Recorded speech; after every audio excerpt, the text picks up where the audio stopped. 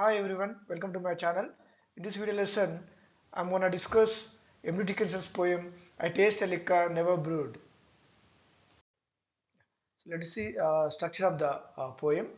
And here we see a four-line stanza. So four-line stanza is called a quatrain. So we see here four quatrains: one, two, three, four.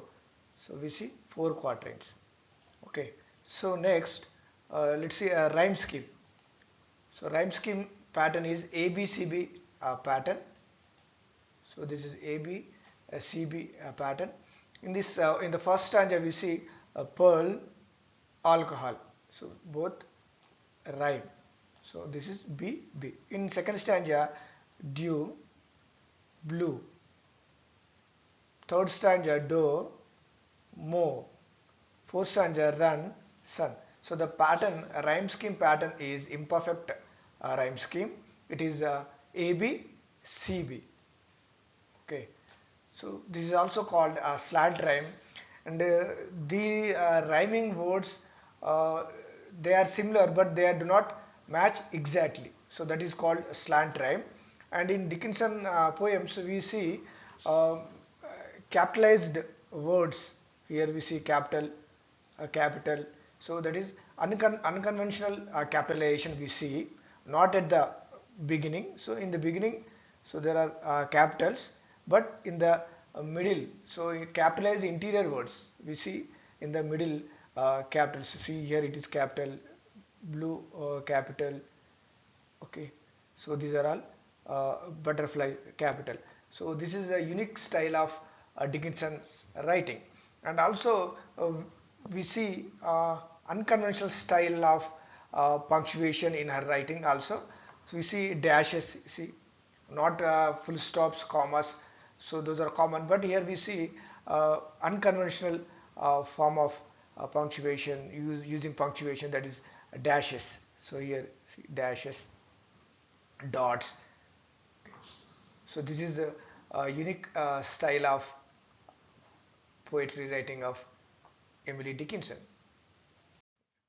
Emily Dickinson, so she was an American poet born in 1830, and she was known for her reclusive lifestyle. So reclusive is a person who uh, doesn't want to meet people, and they avoid meeting people. They want to spend their life alone, or they spend solitary life.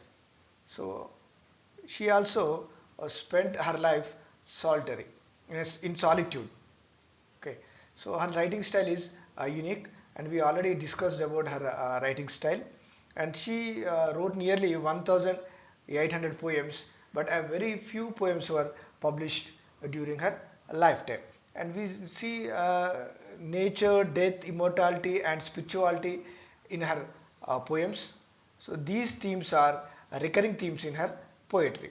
And also, if we see our style of writing poetry, we see short lines in her poems and slant rhymes and unconventional punctuation, like using unconventional capitalization or capitalization of inner words, and also usage of dots, usage of dashes. So let's see literary devices in the poem. Metaphor. So what's metaphor? Metaphor is a figure of a speech that implicitly compares two unrelated things. So typically stating that one thing is another. So here we see comparison between liquor, and liquor is compared as to joy of nature, and so these two are unrelated things. So it's a metaphor. And imagery, so we see vivid imagery in the poem, some dew, bees, butterflies. Next, personification, this is also a figure of speech. Personification is that attributing human characteristics to things or objects. So here bees and butterflies are described as drunkards. This is a personification. And also hyperbole, so this is also a figure of speech. Here hyperbole is exaggerating the things. Speaker exaggerates that speaker drinks more deeply than bees and butterflies, more deeply than bees and butterflies. This is an hyperbole. Next, tone. So tone is joyful and playful tone we see in the poem. So let's see quatrain 1.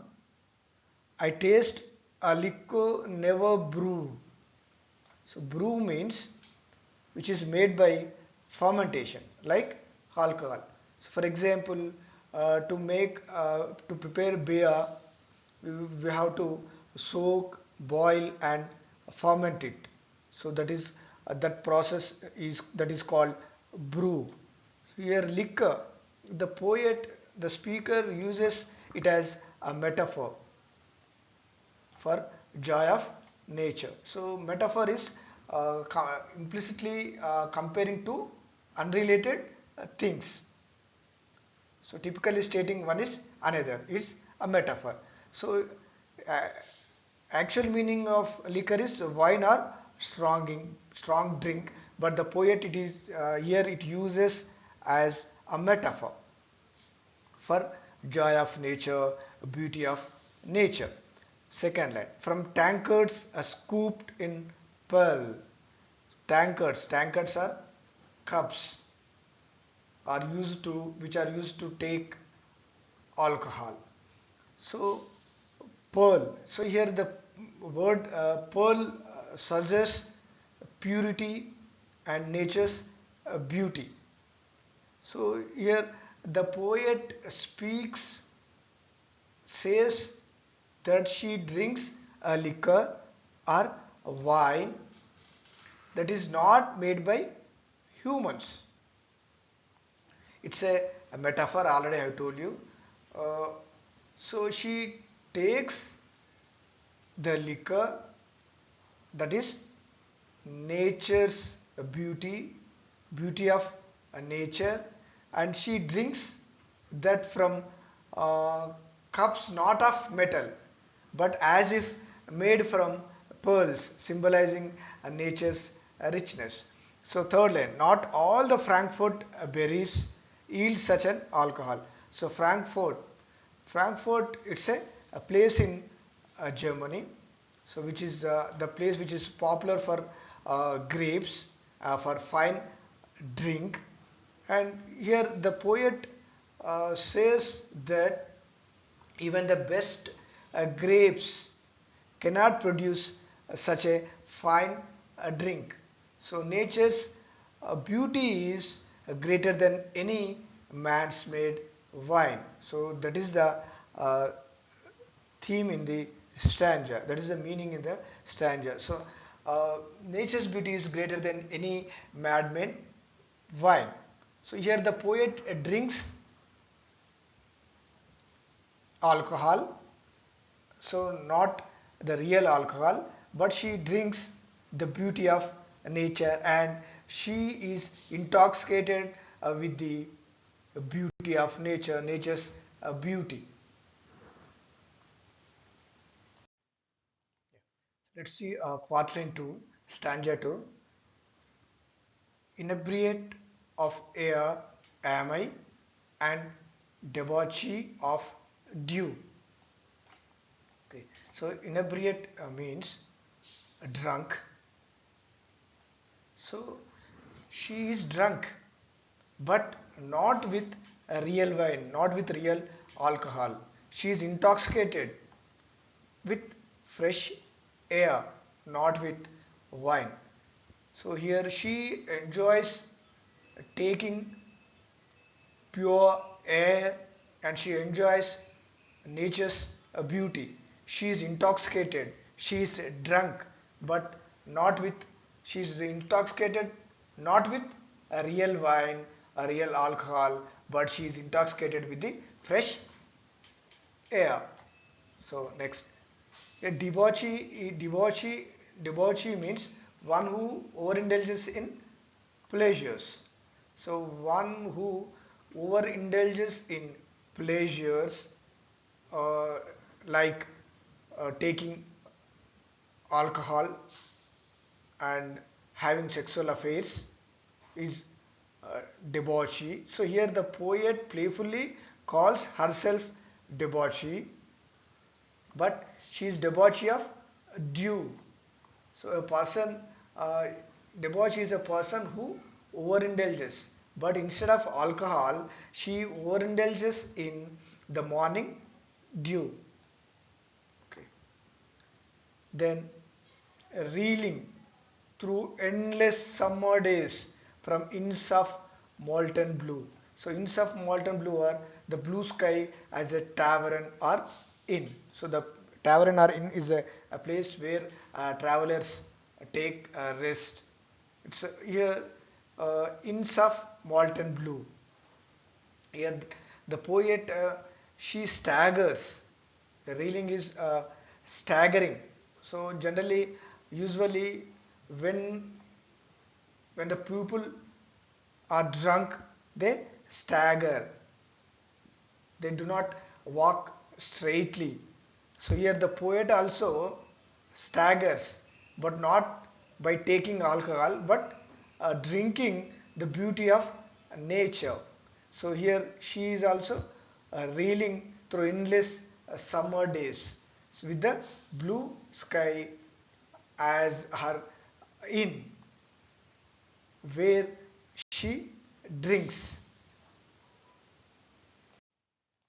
Quatrain 3. When landlords turn the drunken bee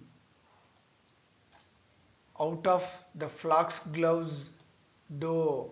So foxglove is a flowering plant. This is a foxglove. When butterflies renounce their drams. So dram, it's a small drink called drams. I shall but drink the more. So in this stanza, the poet says, even when bees who drink nectar are driven away by the landlords from flax gloves flowers, she continues her intoxication. She continues enjoying the nature's beauty, enjoying the beauty of nature. Then, when butterflies renounce their drams, I shall but drink the more. So here the poet says, when butterflies stop sipping nectar from the flowers, she will continue drinking nature's beauty. So she do not stop enjoying the beauty. So she do not stop even though butterflies stop sipping and the bees are driven away from the foxglove's flowers. But she do not stop taking the nectar of joy, taking the nature's beauty. So enjoying the beauty of the world. So she is drunk. She is intoxicated with the beauty of nature. So last stanza, quatrain 4. Till seraphs swing their snowy hats and saints to windows run. Seraphs are angels of the highest order.